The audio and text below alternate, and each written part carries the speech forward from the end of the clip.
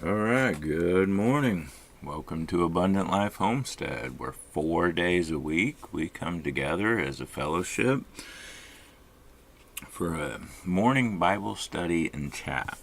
Now, this Bible study we follow is unrehearsed, unscripted, and loosely structured. We do follow what is called the Revised Common Lectionary.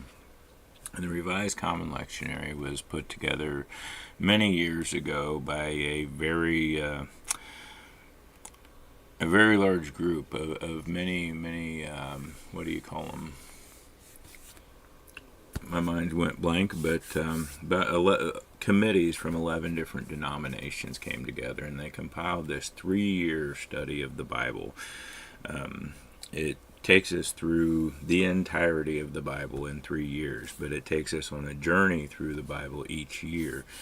And each year we kind of get a different look, and it includes the entirety of the Bible, except it does kind of skip the parts where he begat him and he begat her and she begat him, and some of the places that become redundant. But otherwise, it does take us on a journey through the Bible. And the reason that the lectionary is important is because it is used by so many Christians around the world. It's preserved online by Vanderbilt College, and you can go to Vanderbilt.edu or just search Revised Common Lectionary on Google and you'll find it. And the thing is many pastors and teachers around the world use it. Many denominations still use the Revised Common Lectionary. Many ministry students are following the lectionary as they go through their classes. And whether you know it or not, there's a really good chance if you were in a Christian, Christ-following church, something we talk about this week is going to be talked about from the pulpit, from your preacher this week. It's not a guarantee, but it is a very common. The Revised Common Lectionary is a very common study to follow. It's a good structure to follow. And we don't follow it precisely. We do use the main readings of the lectionary each week, but we don't. Each day we're not reading necessarily what the lectionary says to read. We break it down in a little bit of a different way. We take the week's verses, we take the week's passages, and what we do is on Monday we read the gospel passage. On Tuesday we read a New Testament passage. Wednesday we read an Old Testament passage, and on Thursday we read what we call a wisdom passage. Usually a psalm, sometimes it's Song of Solomon, Ecclesiastes, even Job, all the poetic books that you can draw much wisdom from. We end up reading one of those on Wednesday. And today being Monday, today's Monday, September the 1st. It's the first day of September, and also for our friends here in America, it's Labor Day. It's a government and bank holiday. I couldn't tell you much about why we have Labor Day. Maybe it's to celebrate unionization. I don't know, but it's a day that most people get off work. There's, economically, there's sales in every store on Labor Day. A lot of people will get together and have cookouts and stuff. But the only thing I know with certainty is that, especially for women who follow fashion, they always say don't wear white after Labor Day. So, Bah. Melinda's awake. Melinda's with us today because she doesn't work today. She's not on a microphone. She's just now waking up. But Melinda is not one of those people that follows the fashion, the proper fashion. So she'll wear white after Labor Day, and there's no problem with that. Hey, Michael. Good morning, Michael. Michael says, good morning, all. We had 2 watching, but lost 1. Apologies, I had to dash to help someone with something very important. All turned out well, though. And for Michael joins us from Australia. Michael says it's the first day of spring here. Labor Day is a worldwide day. Yeah, unionization. You guys celebrate it less than most around the world.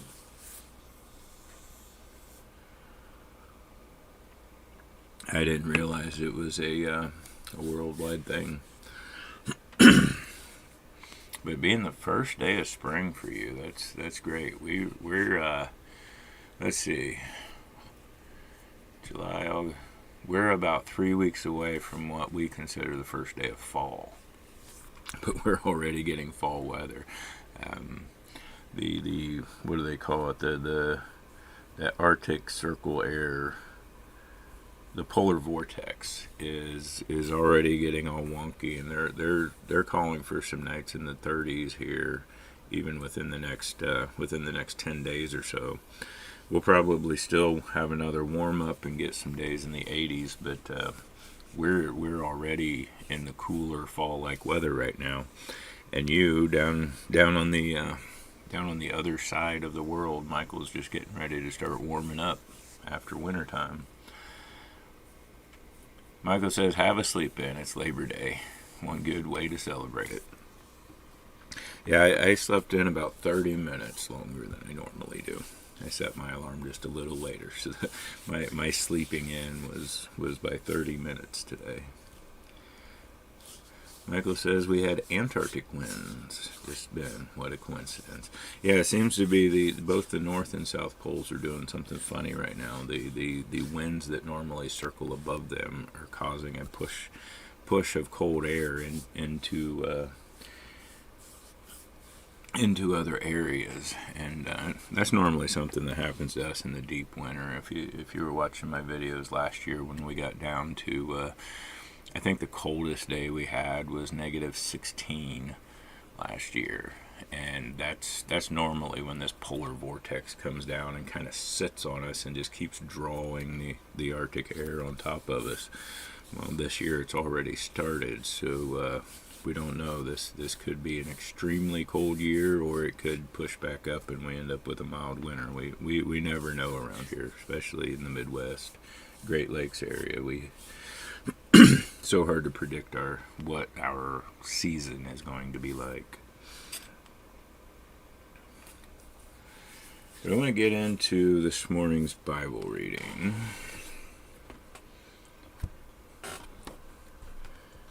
As we move along, waiting to see if anyone else is going to join us this morning.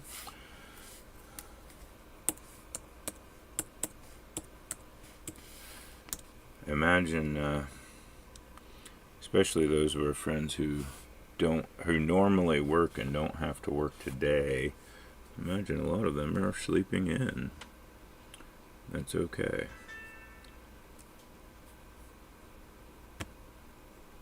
It took me a minute to remember where the Bible app was on my tablet.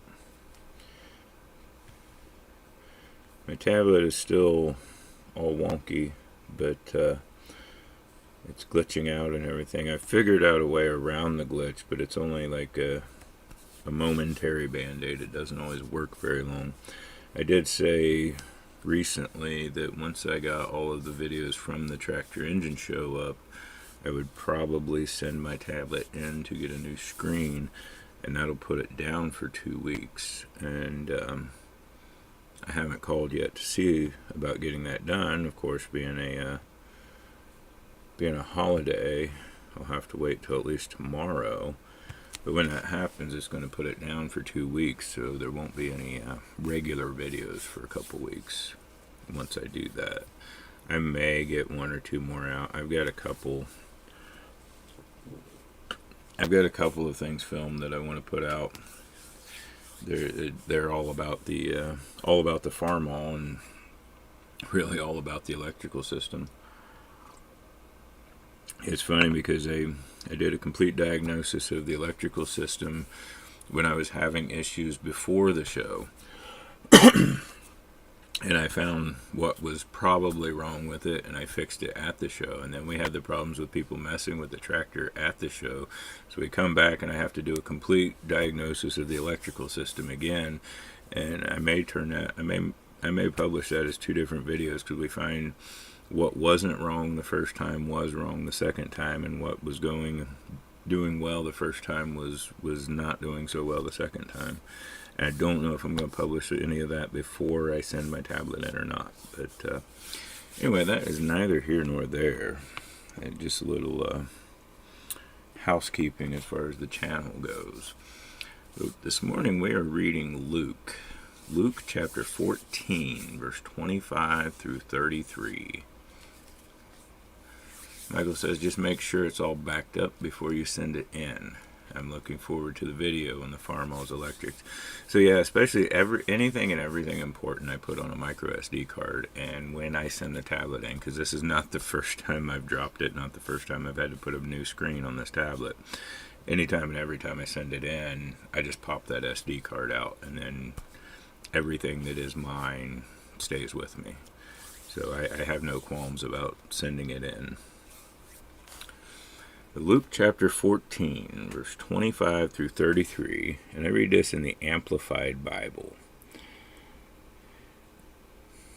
And this is titled, by the Amplified titles, this Discipleship Tested. Oh, can't take my pen off. Now large crowds were going along with Jesus, and he turned and said to them, if anyone comes to me and does not hate his own father and mother and wife and children and brothers and sisters, yes, even his own life, in the sense of indifference to or relative disregard for them in comparison with his attitude toward God, he cannot be my disciple. Whoever does not carry his own cross, expressing a willingness to endure whatever may come, and follow after me, believing in me, conforming to my example, and living and, if need be, suffering for, or perhaps dying because of faith in me, cannot be my disciple. For which one of you, when he wants to build a watchtower for his guards, does not first sit down and calculate the cost to see if he has enough to finish it?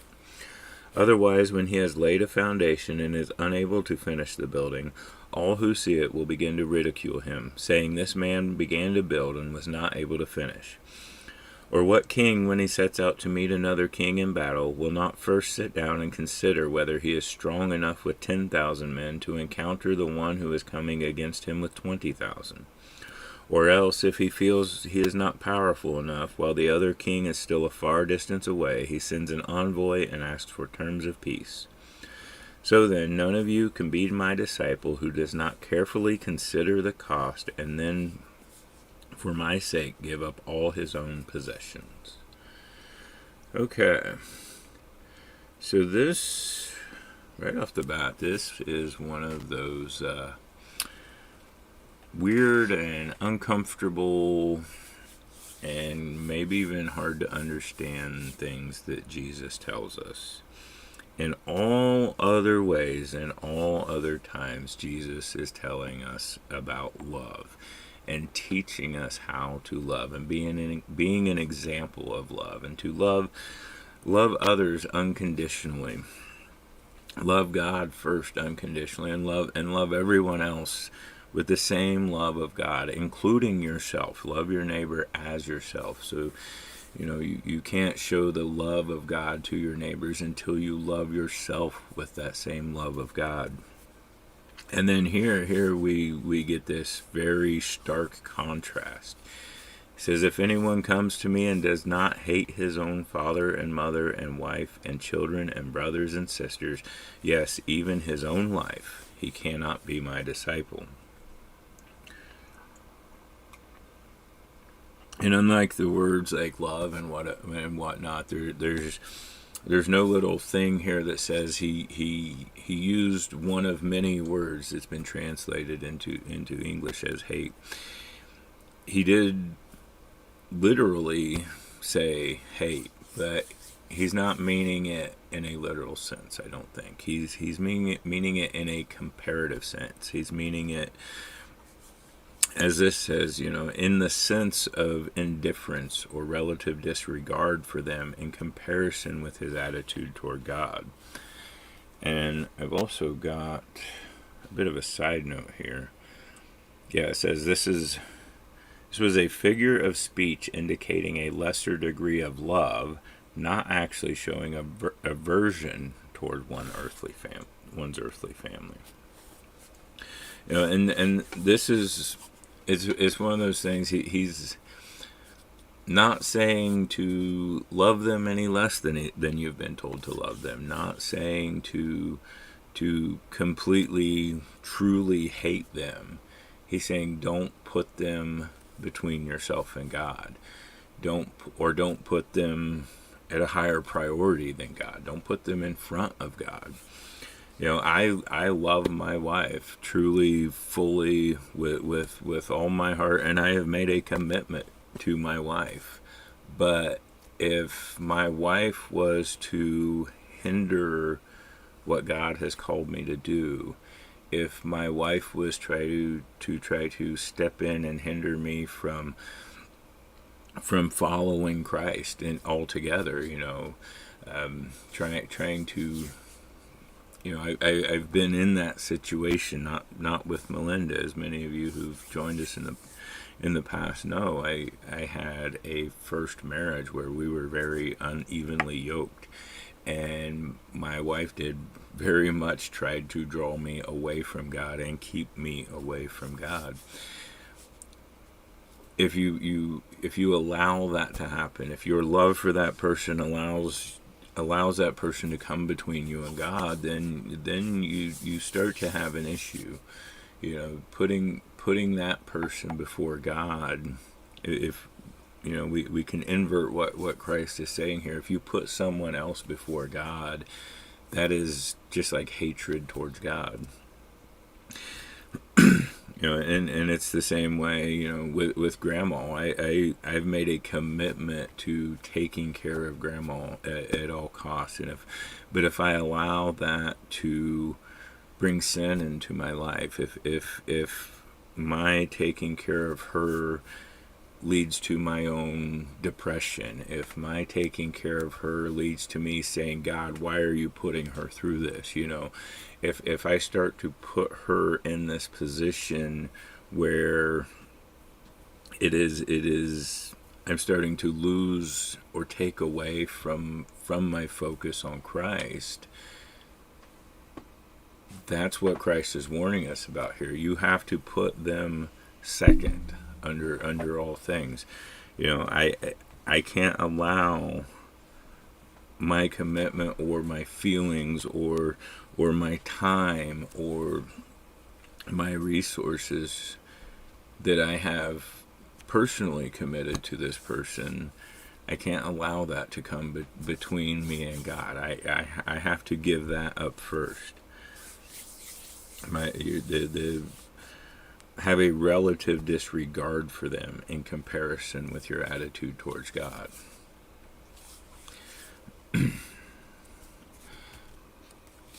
Michael says, I take this one to say he is telling us what are we signing up for.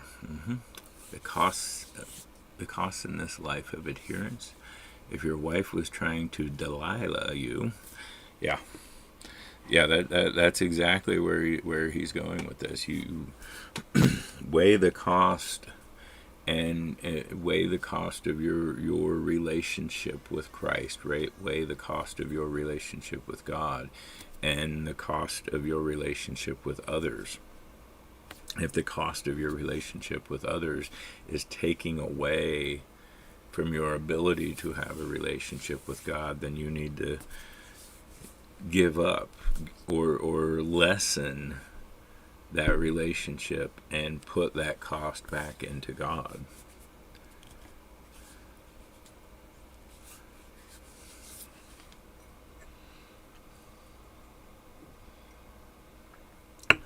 Michael says, I mean, you speak this way about priests even. No humans before God. Our relationship with God is sacrosanct. Yeah, and yeah, we've had that discussion before, especially when it comes to your preacher, your minister, the man that's standing there giving you a sermon every week, or you know, even multiple times a week, depending on how your church meets. The one who is feeding you, the one who is shepherding you, you can get to a point where you begin to have such deep feeling for that minister that you really start to idolize them, as they become the only truth. Through them becomes the only way. You start to put them in a position where God should be.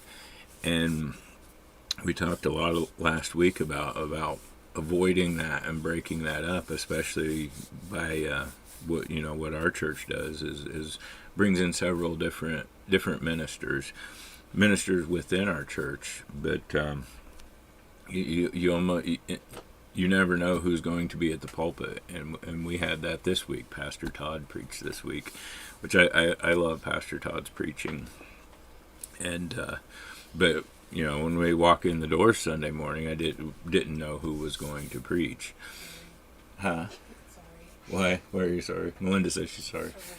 See, Melinda is part of the ministry team, so she knows who's going to preach. She didn't tell me who was going to preach this week, but that's fine. That's fine, because I'm preaching the 21st. I look more for receiving nourishment from the Word of God than I do receiving nourishment from a specific person standing at the pulpit. Yeah, that Christ literally says your father, your mother, your wife, your children, your brothers, your sisters, and it's harder for us to see it in those people that we're close to, I think, but it makes a very good example when we talk about our minister, to the dangers of bringing ourselves to a point where we love them so much we idolize them. And you could say the same thing about a wife. Literally, Melinda sitting right here. If I were to worship the ground she walks on to the point that she was the only importance in my life, if she started to overshadow my relationship with God, He's warning us against that. I have to disregard, even if I have those feelings that she is the most important. I have to disregard those feelings, because if I don't disregard those feelings, then I'm starting to disregard God. Recovering Christ, good morning. Good morning. Glad to have you with us this morning. Recovering Christ says, our fellowship is plural eldership. It makes very much sense. Much like I guess what we do. Several men share the speaking, but no senior pastor. Now we do have a senior pastor, but a lead pastor. We don't call him a senior pastor. We call him a lead pastor. But he's not always the one standing at the pulpit. Michael says, it doesn't matter what plate the meal comes on. It's a meal that matters. It's in the context, yes. And you have Recovering Christ says you have open participation in the body. I mean, it doesn't mean not love her, just all are second to the Lord. Yeah. He's in no way saying don't love. I think one of the reasons Christ he uses such a stark contrast, such a powerful word as hate here, is, for one, he's speaking to the crowds. These crowds may have just started following him. He's on his way to Jerusalem. These crowds may or may not have heard much of what Christ has taught so far. But he also knows time is coming short. It's getting to be crunch time. The final exam is coming. He's on his way to Jerusalem. He's about to go to the cross.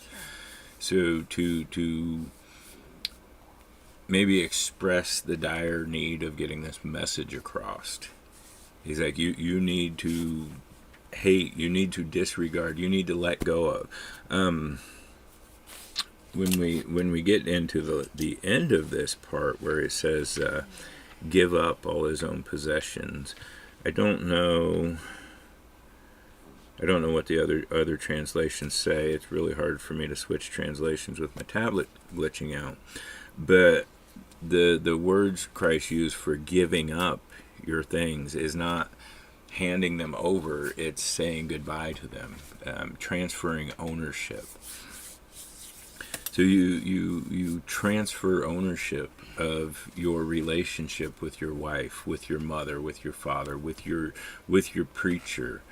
You give that relationship to God. You don't hold on to that relationship and say, okay, I've got this and God on the side. It's like, no, God, this is your relationship. I trust you to handle this. I will steward it, but it belongs to you. And you no longer place that relationship between you and him, because now it belongs to him. It's like the 3/4 rope. You want to say it in the microphone? All right. Melinda wants to say something here. The relationship with your spouse and God should be like the 3/4 rope. It's intertwined, and with the 3 intertwined, it makes it stronger and unable to be broken as easily as if it were just the 2.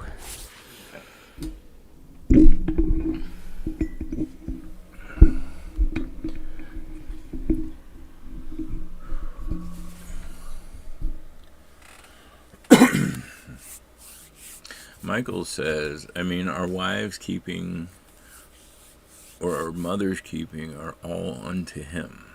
He can take them in an instance, but our relationship with God won't be taken, at least not by him. Sage-like words, as always, from Melinda. Sorry I didn't give her a microphone this morning. I really expected her to sleep in to at least halfway through this, so I don't even think I have the microphone. Well, I could. I've got the... Okay, she says no. Right now, she's also... If we derail from the Bible study for a minute, she's sitting here dealing with high blood pressure at the moment. She's been in and out of the emergency room. She's been in and out of several doctors, or not several doctors, but the same doctor several times. And we still don't have a real answer. She did make it into the doctor, Friday? Yeah, she went to see her doctor Friday. Her doctor reassured her that, this isn't something you're making up. Even though she feels like the doctors are telling her that, this isn't something she's making up. The symptoms are real. They don't have an answer right now. They're trying to figure it out. And one way they're going to try to figure it out is, when is it you're doing it? Getting the monitor? They're going to call sometime after tomorrow. Okay. They're going to put a heart monitor on her that I assume will monitor 24/7. Because when she gets in EKG, an EKG lasts for 10 seconds. And EKG, unless the problem is happening at the moment of the EKG is not going to say much. So they're going to put a heart monitor on her that she'll wear 24/7 for a little while and see if they can figure out what's causing all of this. But all we can do is pray for answers, pray for Melinda, pray for her doctors, pray that the right person will order the right test and see the right thing. But otherwise, we just keep trusting God until that moment comes.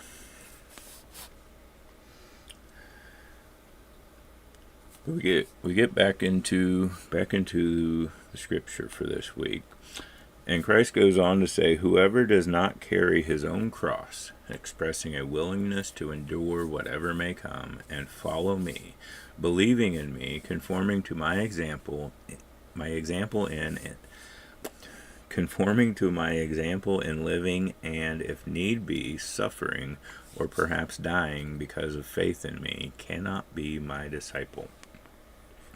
Now, this is something that I think probably struck the people there a lot harder than it does us.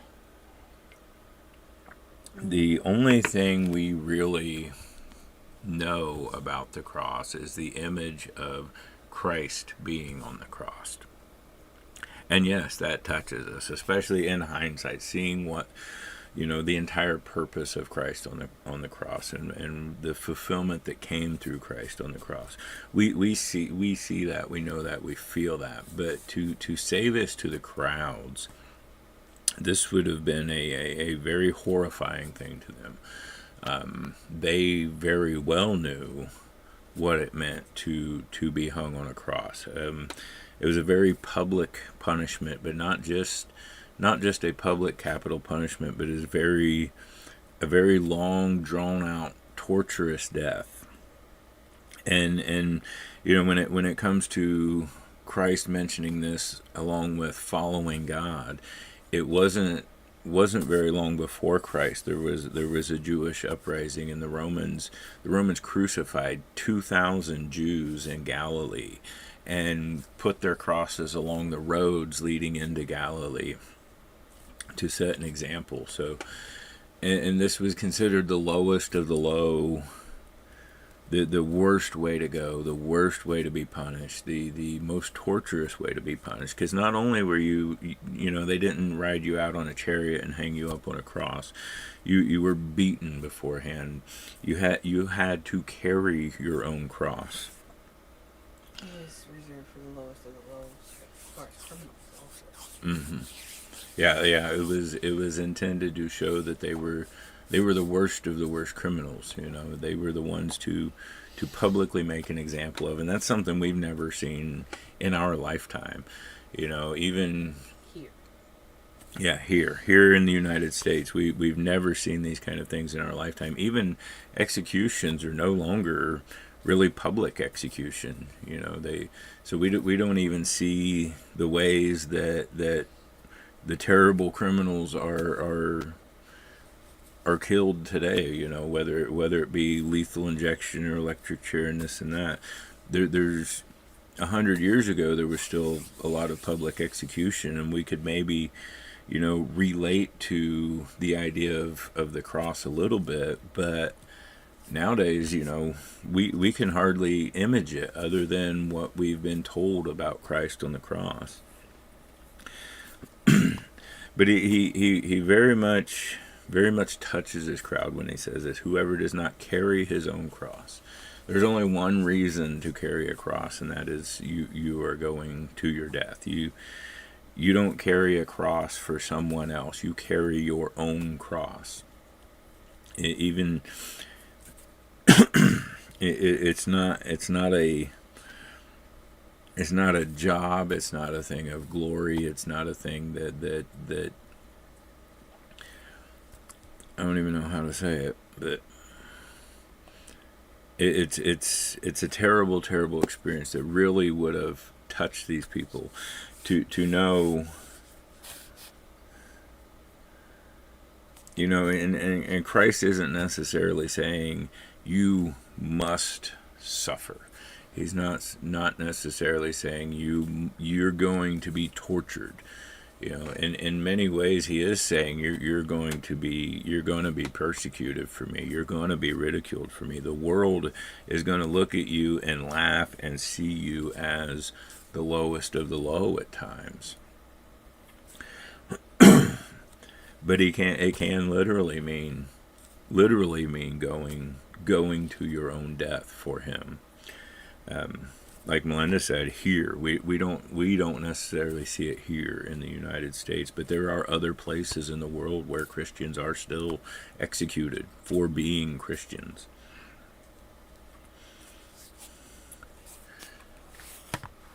And we're living in the Bible Belt, so even here in the United States, we're sheltered. Michael says it's frustrating when they don't know the heart monitor is a good movie. KG is a point in time. And you pray for Melinda and medical caregivers. And look at the plight of early Christians in the Roman Empire after Christ's death. Yeah. Putting them in arenas with the lions and etc. Yeah, they were very, very mistreated. Something that we can't even imagine today.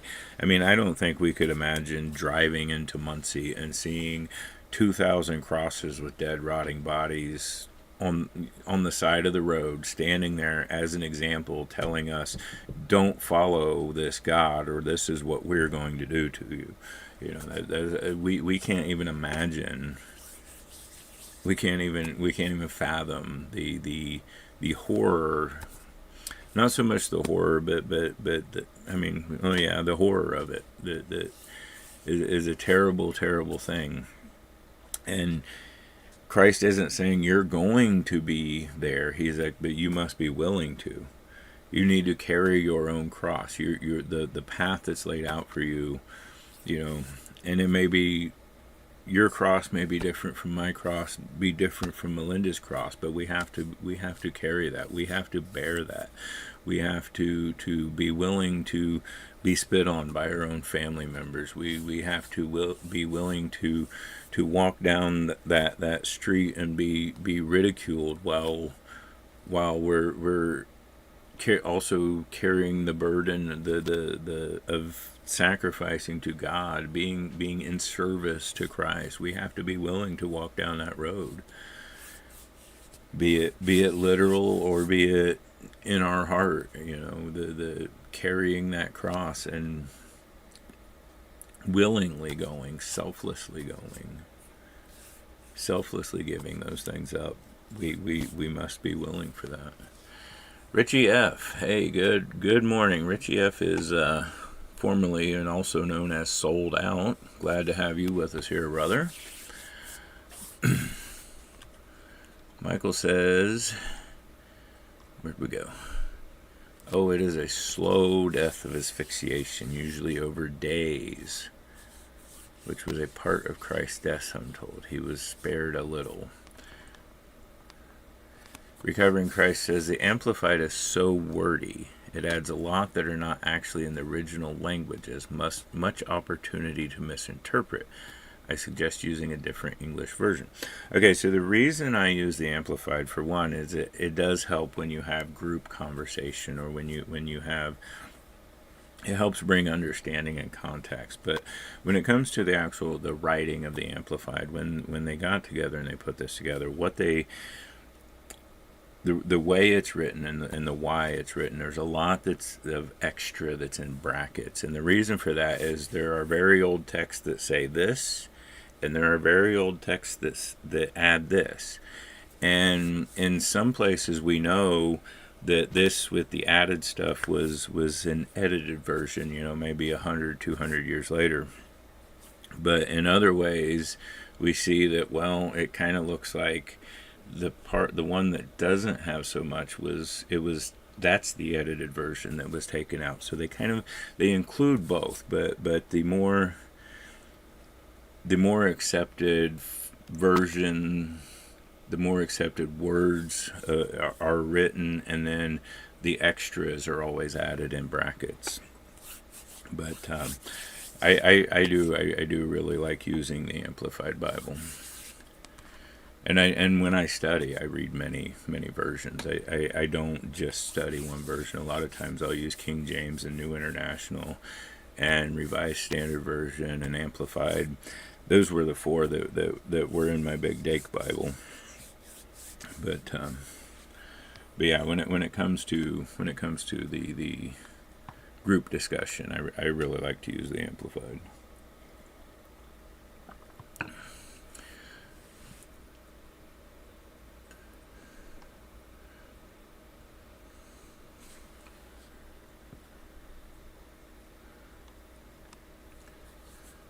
Michael says, I have a theologian study Bible. Very helpful notes. Don't know what an interliner is, but in Australia we call things different things.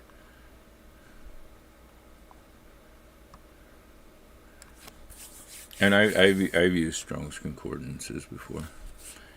And they were up against the imperial cult. Caesar was treated as a literal god.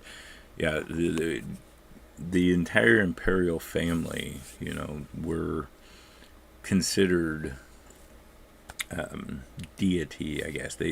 But so much among themselves. I don't. In many ways, I don't think the people worshipped the emperor or the Caesar until that particular Caesar was deified and became a god.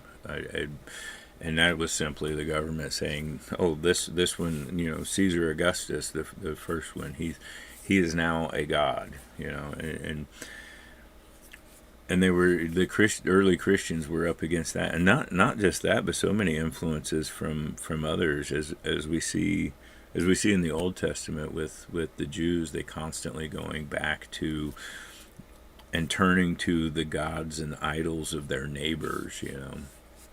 It's very much the same way with early Christians. Many of Paul's letters came because of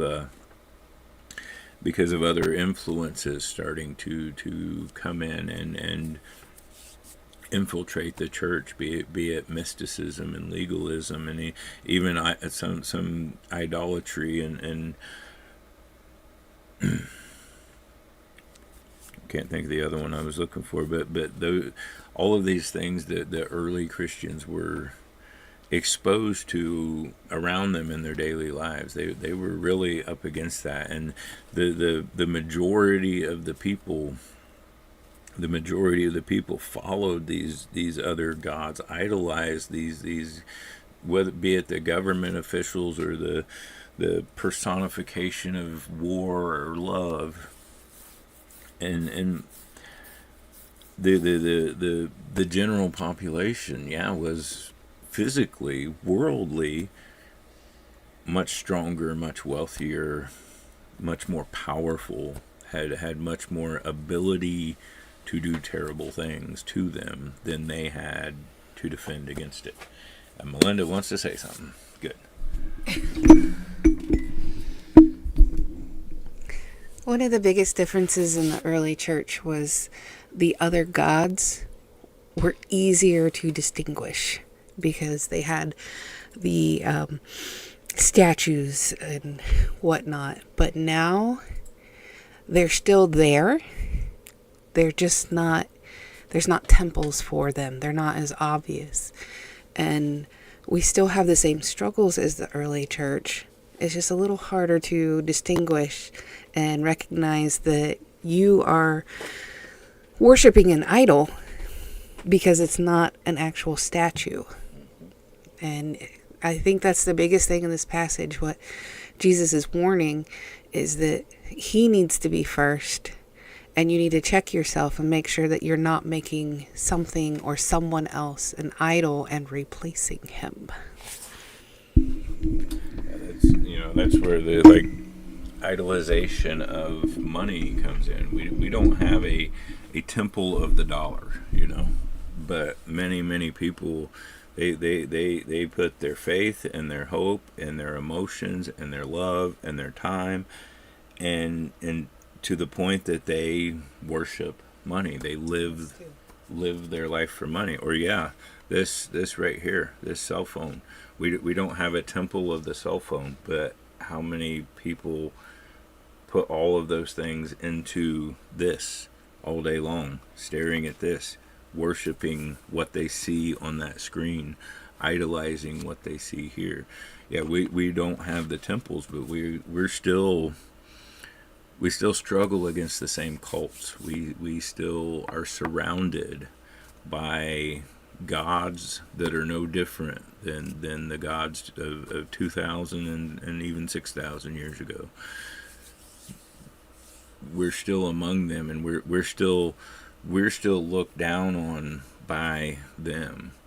If I sat here and did a whole video streaming day of telling you that you are making this your God and you are putting this between you and Christ and you are idolizing this, how much ridicule would I get over that?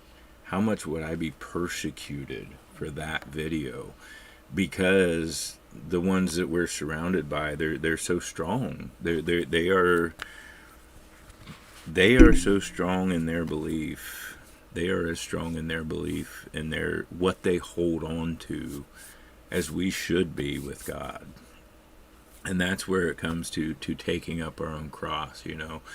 This is where be unwavering about it. If you are going to love God, if you are going to follow Christ, if you are going to give him your all, if you are going to surrender to him, then you must be unwavering in that. When the world comes against you and the world puts that cross on your shoulder, you carry it boldly. You don't throw it to the ground and say, I'm not really in that God thing. I'm not really a follower of Christ. He's just a fairy tale. No, you don't throw that cross on the ground. When the world comes and puts that cross on your shoulder and says you carry it, and you carry it boldly.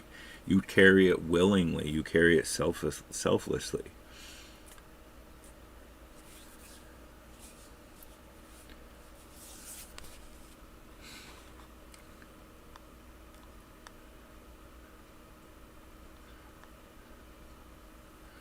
Michael says soldiers, for example, would be in the cult of Mars, if not the imperial cult. Imagine what they thought of our Christ. They would consider his followers weak with all this talk of love. They would, and also influences from those others is why much of this crowd that's following Christ right now, much of this crowd is going to be the same crowd that's singing praises in the triumphal entry, and the same crowd that's screaming crucify him when Pilate presents him to the crowd. And the reason for this is because the reason they have that big change of heart is because they expected this massive overthrowment from a Messiah. They expected the Messiah to come and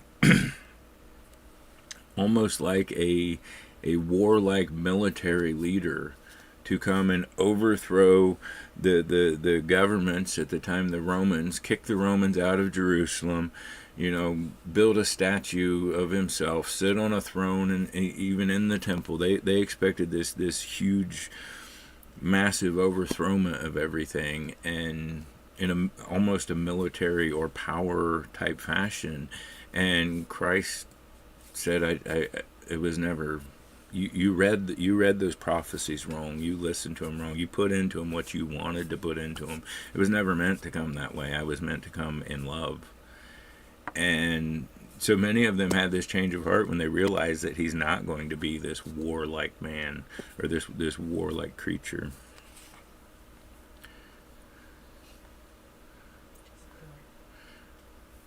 Rich says, Rich being sold out, says, I know who Jesus Christ is, and neither one of us are him. Yea and amen. I mean, all things are complete. Words are hard. Melinda's correcting me here as I read. You guys know I have trouble reading. I mean, all things that compete for God's love is a rival. Was it Corinthians where Paul tells us it is best not to marry, but if you can't get her out of your head and she is distracting you, yeah, from your faith, marry her.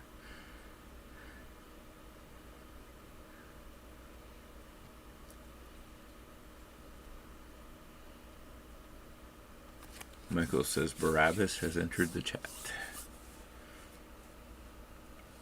Not certain where you're going with that, Melinda.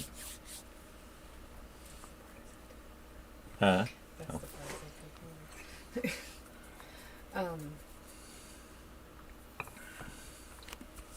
What verse are we on? Oh, right now we're in 27, carrying his cross. I'm getting ready to jump on 28 because I think it's important, and we're getting.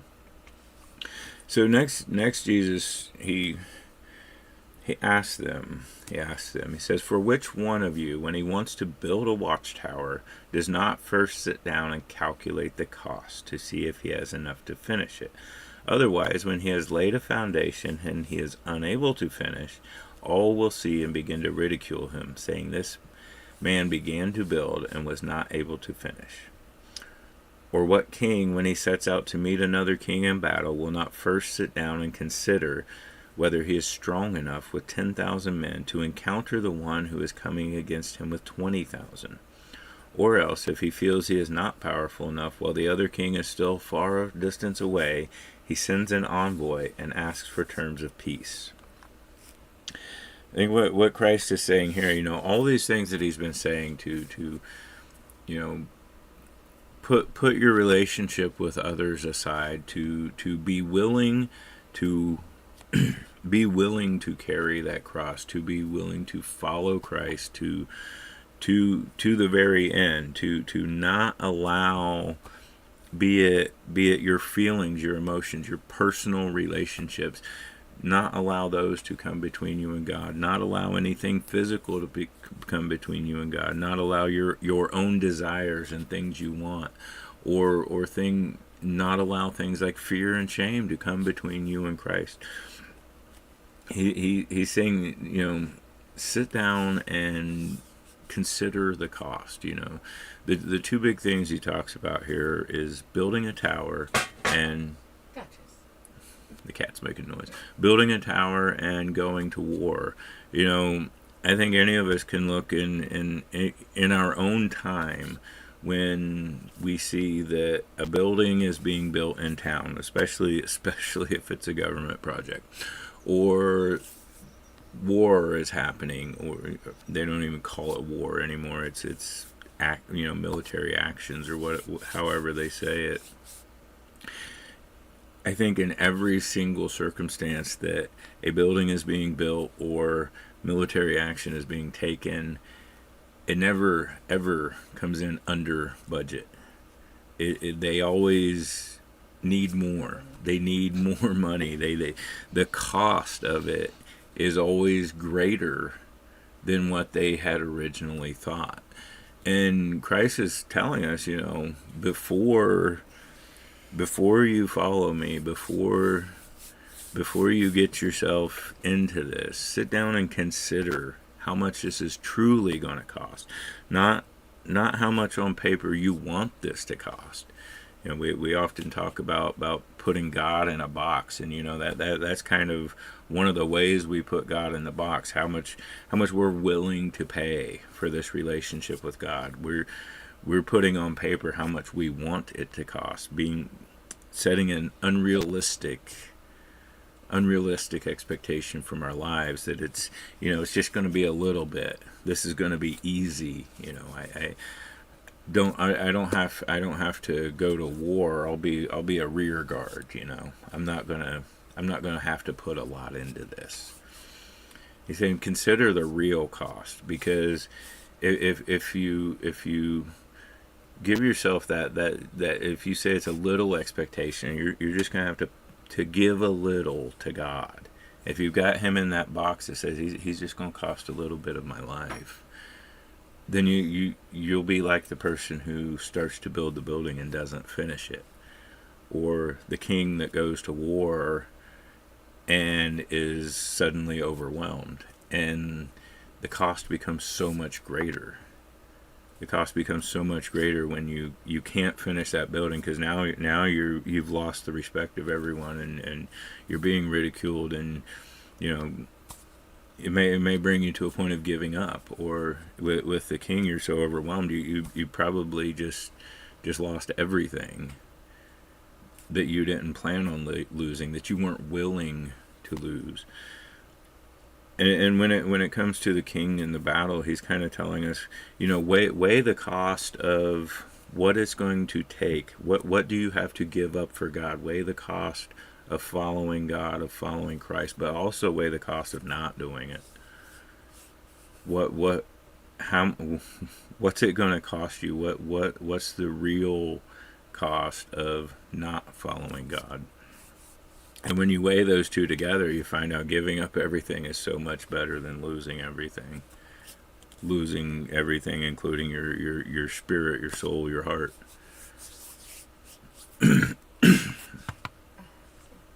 Melinda has something, so I'm going to read some chat here. I'm looking at this a little bit different way, and I see it as self-reflection, looking at your life and what you hold dear, and seeing if you are willing to give up these things for Christ, and rather than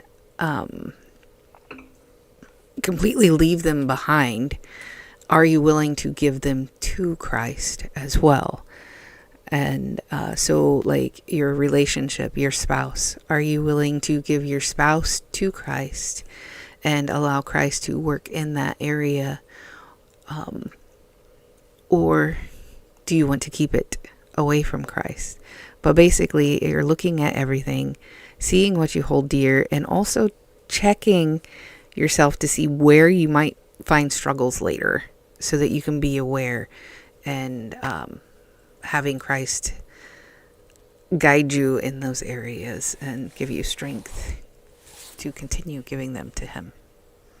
Kind of rambling. No, it's fine.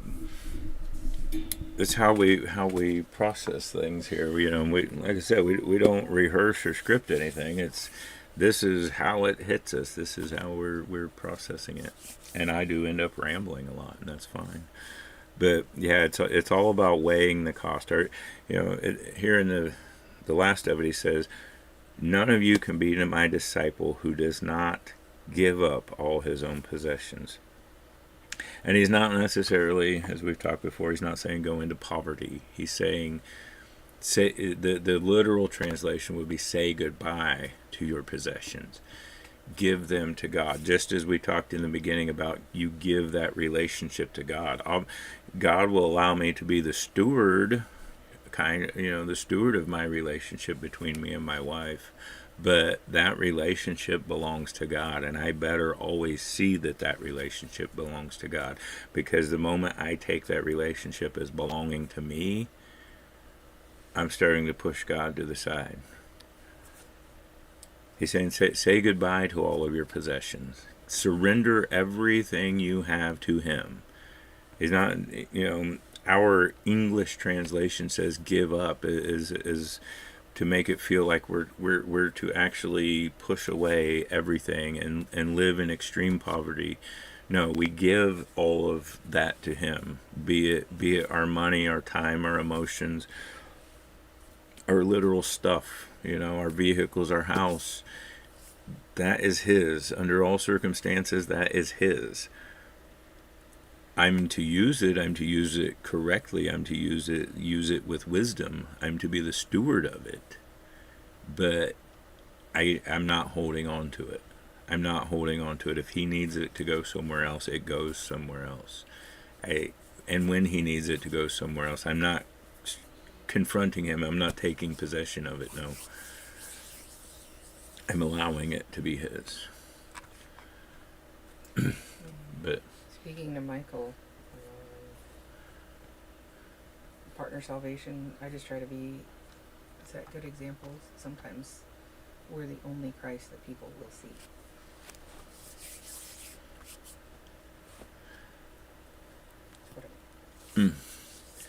Yeah, cause Michael with his partner, we've talked about that before. Yeah, it's you. In many ways, you, especially being so close with your partner, you may be in many ways the only Christ your partner sees. So you've got to be the best Christ that you can humanly be. You not only showing that love of God for your partner and yourself, but also showing that willingness to carry your cross down the road if you have to. Showing that willingness to give up your pride for God, give up yourself, give up your stuff. You show them that love, but also show them that willingness, that sacrifice. Show them what it truly means to be a follower of God. Rich also. But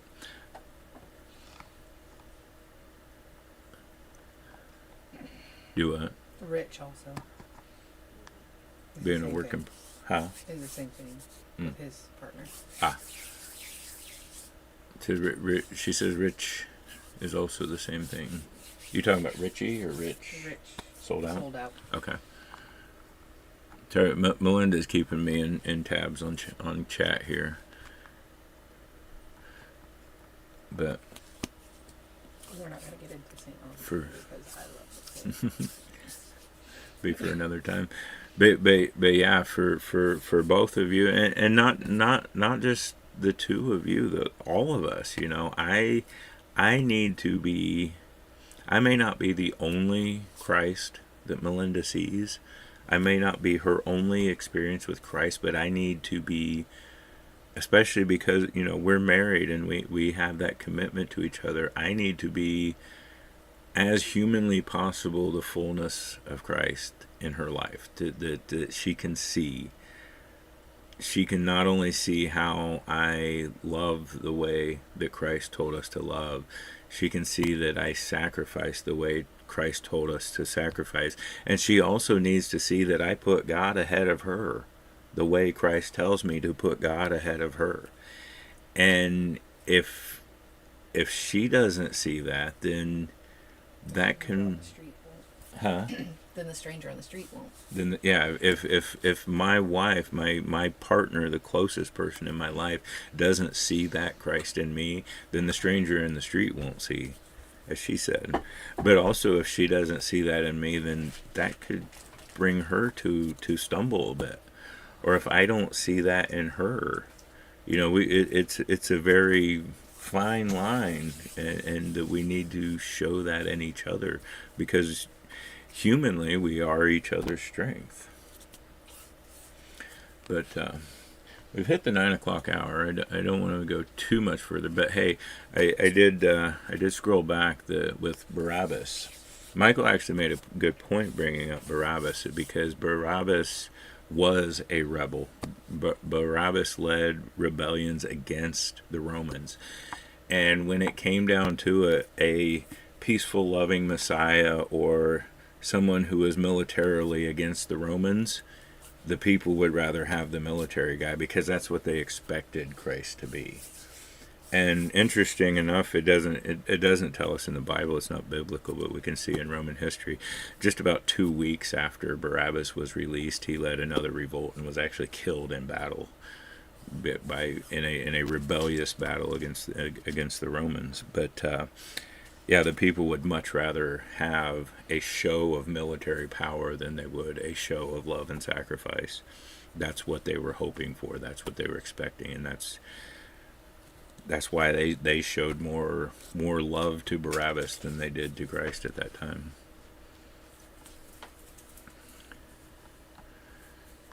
But yeah, Sold Out Rich says, I'm still a work in progress. God is still working on me. We all are. Yes, I am too, brother. Moses spent 40 years on the backside of the desert as a shepherd of sheep. The mighty Moses that once was is not no longer.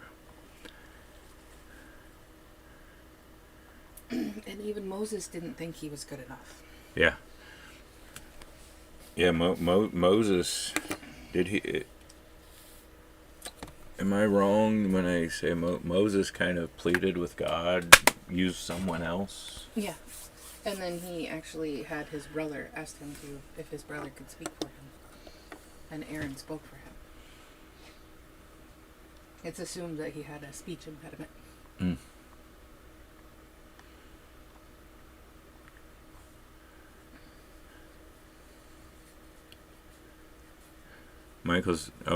Michael says Saint Augustine is a good example. Not that I'm Catholic. Melinda says we're not going to get into the Saint Augustine conversation today, because she loves Saint Augustine and could talk for 2 more hours about him. I did a report on him. And Michael, we will be wed soon. She gets to pick whatever she wants. Girls dream of this day. My only condition that it is done by an ordained person.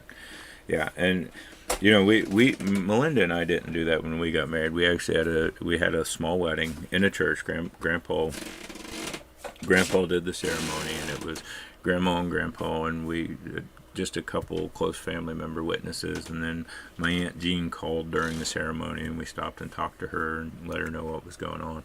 So we didn't. She didn't get this big dream wedding, but when we did our 10-year anniversary, we put together a party, and we allowed it to be exactly as Melinda wanted, and that's where it comes into the last time I shaved my beard, because that was something she wanted. She asked me to shave my beard and cut my hair and put on the suit, and let's have a wedding in the woods with who was at the time her lead pastor, and she's still, when she says her pastor left, it was it was this Pastor Paul, and everything exactly like she wanted it. It was her fairy tale day, and that's a wonderful thing that we can give to them. You know, you talk about even making small sacrifices for each other and showing that love to each other. One of the great sacrifices we can make as men is allow them to have that fairy tale day the way we want it. You know, because I think most men, very few men I have ever met want this big extravagant wedding. It's Let me say one more thing. okay. All right, Melinda wants to say something to you guys.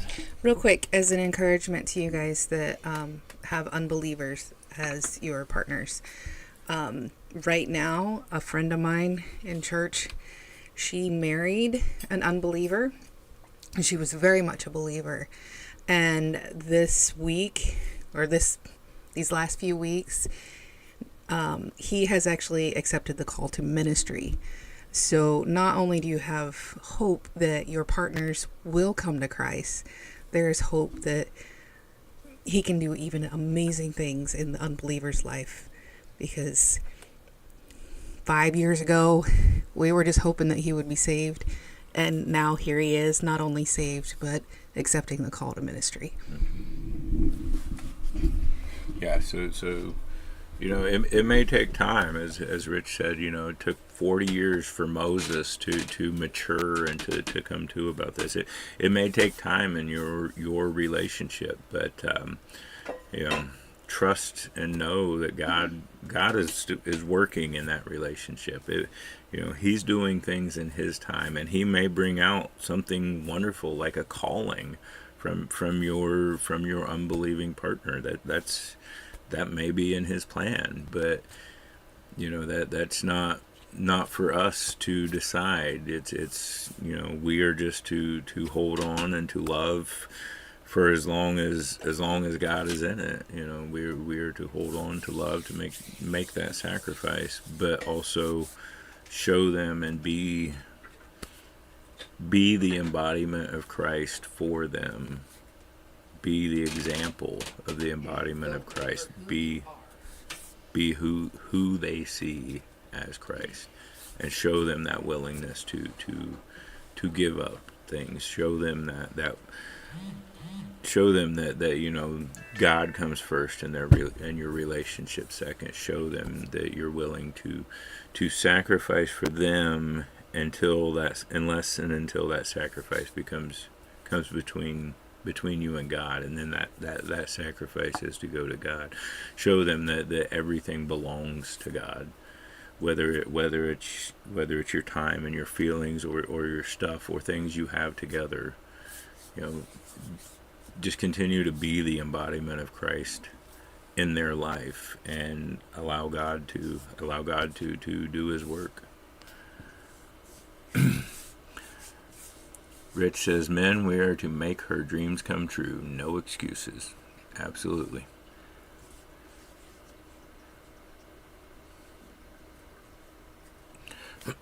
And this is one we can really get into. Michael says it's me versus church hurt. Okay, Melinda's. Yeah.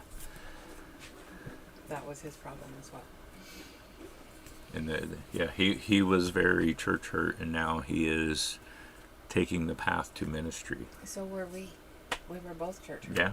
Yeah. Melinda and I were both church hurt in very different ways, even under very, very different terms. And maybe that's something we'll get into at other times. And you know what? The interesting thing is, both of us being church hurt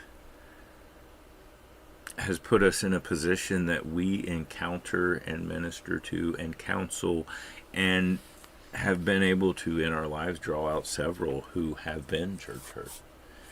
You know, showing them. God does. Yeah, God does through us, but showing them that there can be healing and reconciliation through that. Showing them that, you know,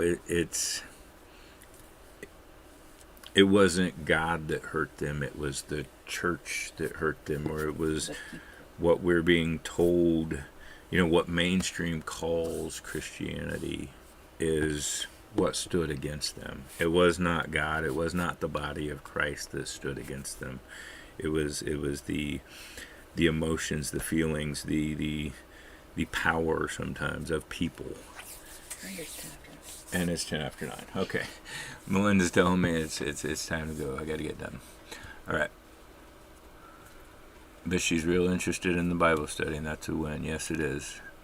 As long as it, and we talked a lot again last week about leading versus driving, as long as she's led to it, as long as she wants to follow it.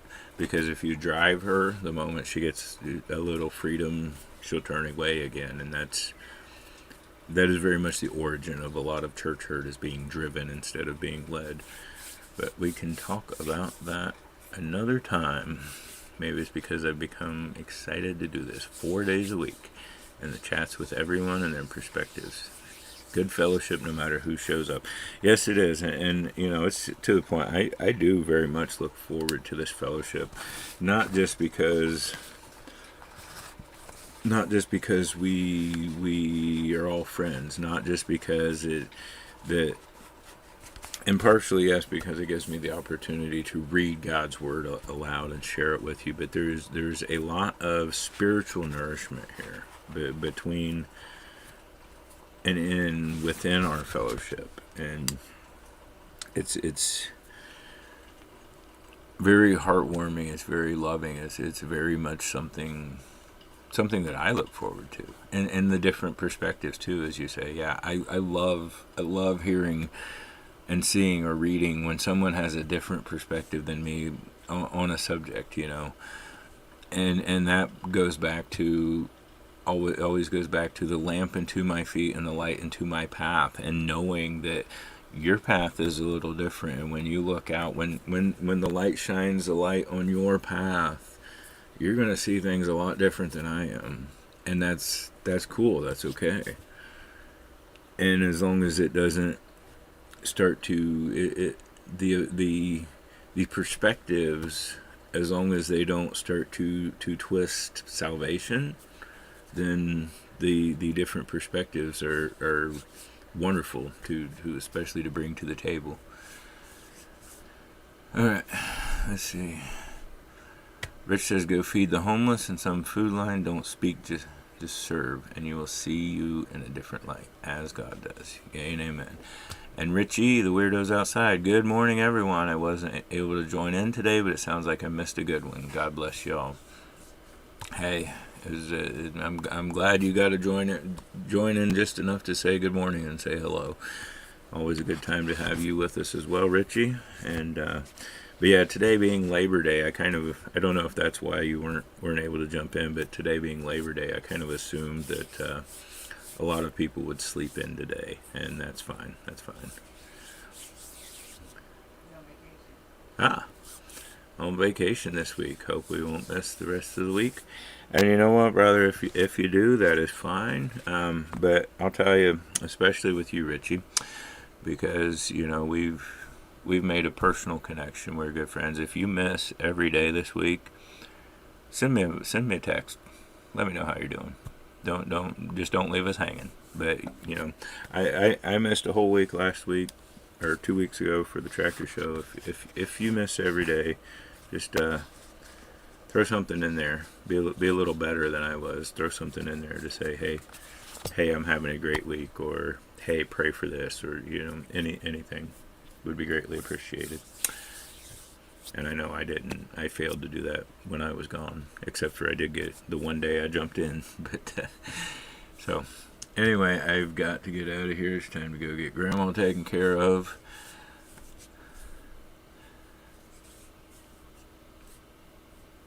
Recovering Christ says I slept until 5 a.m. Arizona time. Usually wake up at 3. That would be very early. And I did sleep in half an hour today, I think I mentioned in the beginning. But that's all I allowed myself to sleep in, was half an hour. But I'm going to go for today. God willing, we will be back here tomorrow. Yep, I've got to go get breakfast for Grandma. Michael's reminding me. Melinda's egging me, too. I gotta get Grandma get grandma taken care of. But tomorrow we're jumping into a book we haven't been in this study yet. Is Philemon, depending on how you pronounce it. We're going to be in Philemon 1, verses 1 through 21. That may be a long passage. We'll see how it goes. I'll probably pre-read it just to see how long it is. Anyway, God willing, we will be back here tomorrow morning. I do hope you have a wonderful and blessed day. I love you all. I truly do.